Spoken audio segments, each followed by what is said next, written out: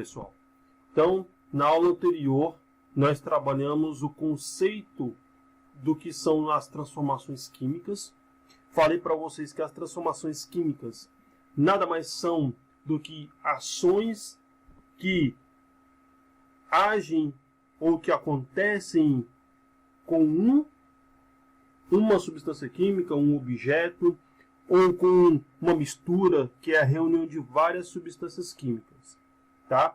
Falei para vocês que essas reações químicas elas alteram várias características dessas substâncias, dessas misturas, como odor, cor,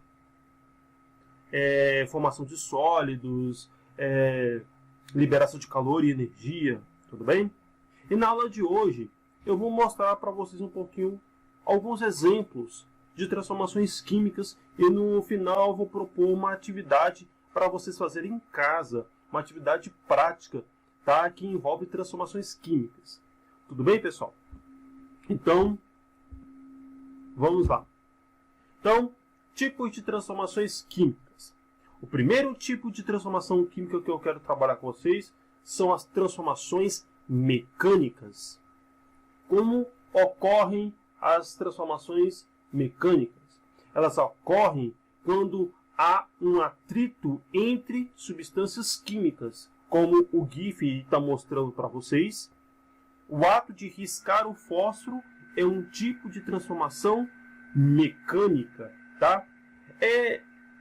Só fazendo um paralelo aqui com a disciplina de História, o fogo lá nos primórdios, nas civilizações primitivas, né, como os homens primitivos, né, quando o fogo foi descoberto, houve esse atrito, né, entre uma pedra e outra com a madeira. O ato de atritar uma pedra com a outra e a faísca atingir um galho, as folhas, nada mais são do que transformações mecânicas, só que de uma forma rudimentar, diferente do que nós fazemos hoje. Hoje a gente risca um fósforo, já temos fogo. Aliás, nem riscar fósforo mais, muitas das vezes a gente risca, né?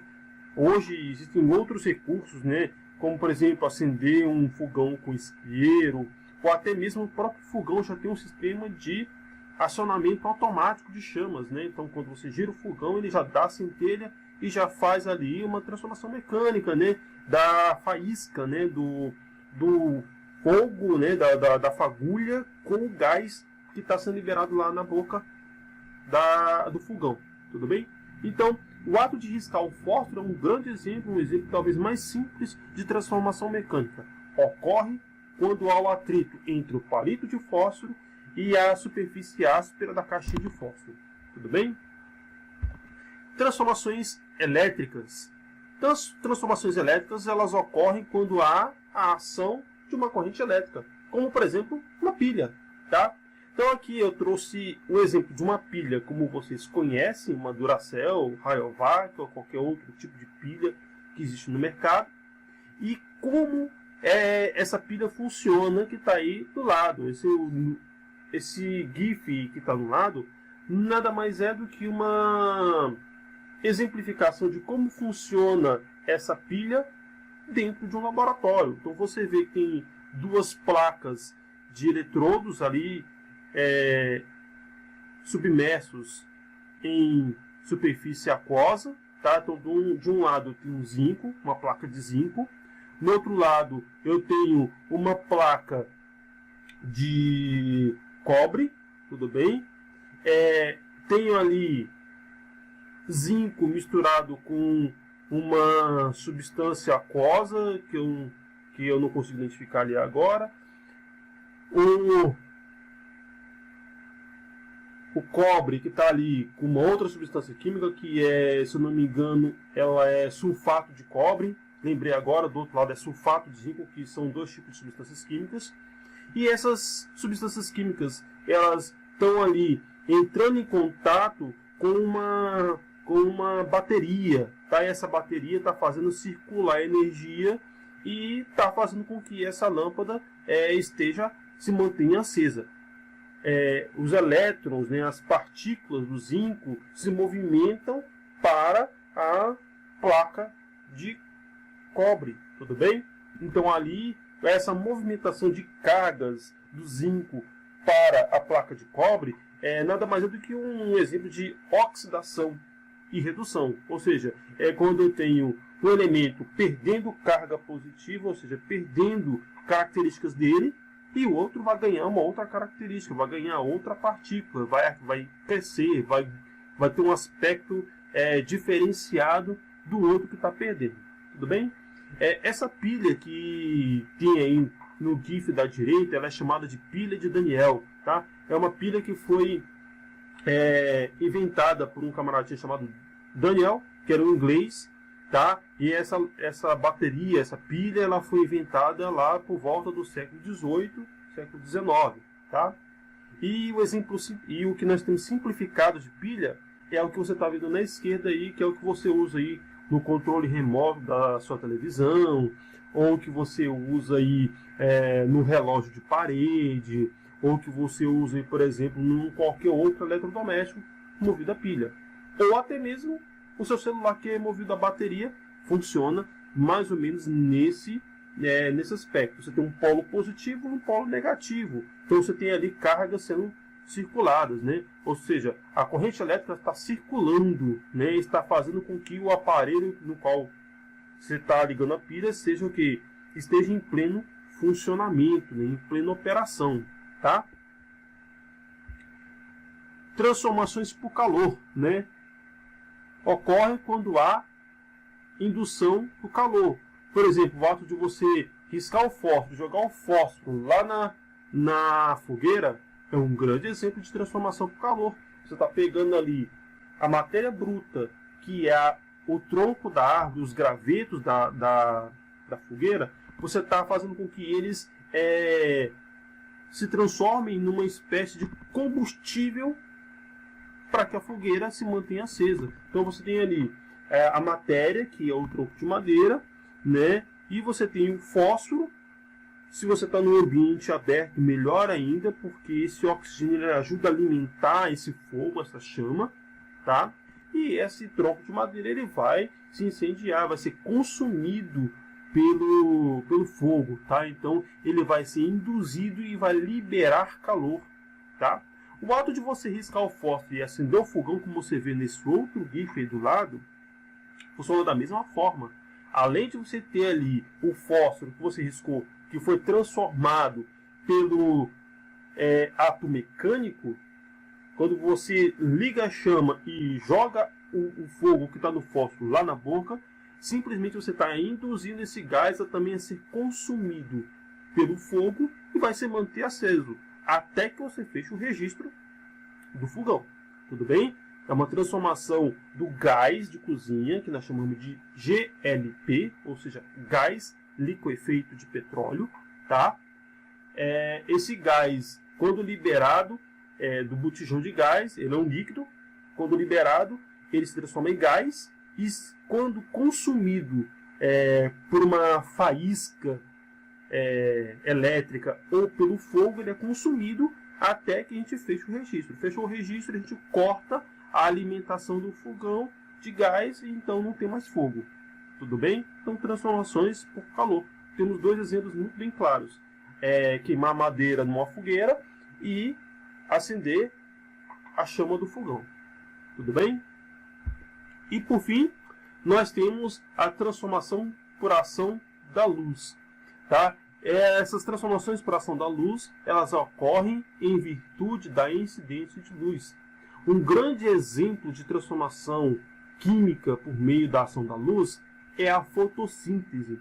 O que é a fotossíntese? A fotossíntese é um processo químico, biológico, tá?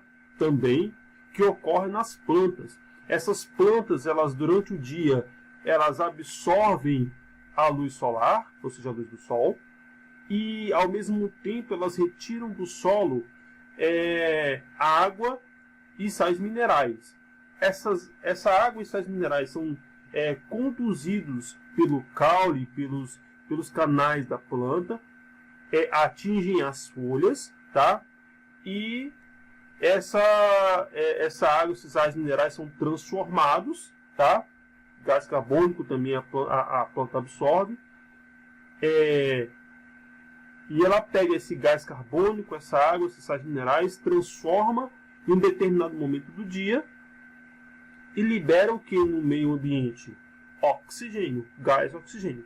Então ela pega a luz, essa luz ela se mistura com outras substâncias químicas que estão no solo ou no ar, quebra essas substâncias químicas, essas misturas ou componentes químicos e libera um outro tipo de componente, ou seja, por meio da ação da luz, eu transformo as substâncias químicas em uma outra substância química, que no caso aqui é o oxigênio. Tudo bem? Então a fotossíntese é um exemplo muito claro de transformação por ação da luz.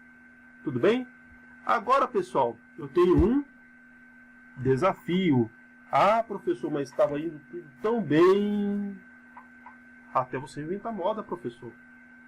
Pessoal, na química, nas ciências naturais, na biologia, são necessários muitas das vezes que a gente pratique, tá? Como a gente não tem aula de laboratório, né, no momento, existem alguns experimentos que você pode fazer em casa, tá? Lógico que você nunca vai fazer um experimento químico em casa sem a presença de um adulto, tá? Algumas vezes eu vou fazer algum experimento aqui com vocês vão observar. Muitas vezes você pode até fazer em casa.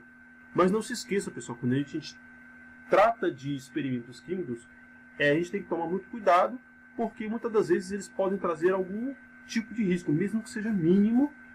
É importante que você esteja acompanhado de um adulto, esteja acompanhado do seu irmão mais velho, dos seus pais, do seu responsável, para que eles possam estar ali atentos e, se porventura acontecer alguma coisa, eles estão ali para te ajudar, para poder te auxiliar naquele momento ali, tá? Eles estão ali de suporte para vocês. Mas o desafio dessa semana é um desafio de uma certa forma simples, tá? Creio eu que vocês tenham aí um contato com a cozinha, né? Alguns de vocês já sabem até cozinhar, né? Sabem até preparar doces, né? Então o desafio dessa semana vai ser justamente nessa linha. Olha, professor, como assim? Vocês vão, com a supervisão de um adulto, fazer um bolo da sua preferência, tá? Um bolo de chocolate, um bolo de milho, um bolo de festa, um bolo do que vocês quiserem, tá? Vocês vão preparar um bolo. Então vocês vão pegar farinha, ovos, manteiga, leite, tá? Vocês vão misturar esses componentes. Vocês vão observar primeiramente o que você vê quando você mistura todos os componentes. Como eles estão antes da mistura, tá? Vocês vão observar como eles são antes da mistura. Quando esses componentes estão misturados, dentro de uma vasilha ou de uma baciazinha de cozinha. E vocês vão observar o processo deles quando eles estão indo para o forno e quando saem do forno. Então eu quero que vocês observem todas essas etapas. Desde a separação dos ingredientes até a retirada do forno. Você vai acompanhar. O que aconteceu? Ele cresceu? Ele não cresceu? O que aconteceu com os elementos químicos que estavam ali separados? Os ingredientes que estavam separados ali. A farinha, a manteiga, o fermento, o leite, os ovos, a manteiga. O que aconteceu? Eles formaram apenas uma substância, uma mistura só, com uma característica homogênea, ou formaram uma mistura do tipo heterogênea, ou apresentaram alguma mudança na cor quando misturados? O que aconteceu com o bolo? O fermento ele influenciou no tamanho do bolo? A temperatura influenciou na fabricação do bolo, na confecção do seu bolo? São questões que eu quero que vocês observem. E aí na próxima aula, então, a gente pode vir aí a fazer alguns comentários. Tudo bem, pessoal? Então, É isso. Então, pessoal, gostaram da aula? Se você tiver alguma dúvida, se você tiver alguma colocação, não se esqueçam, entre na nossa sala do Google Classroom, faça seu comentário. Não deixe, pessoal, de ver o seu mural, não deixe de ver a aba das atividades, tá? Então, frequentemente, nosso contato vai ser pela Classroom. Então, fique atento ao seu mural de atividades, veja se tem alguma coisa, se eu postei algum vídeo naquele dia. Lembrando que, pessoal, essas aulas serão disponibilizadas toda segunda e toda sexta-feira. Tudo bem? Então, um grande abraço a todos, bons estudos e até a próxima.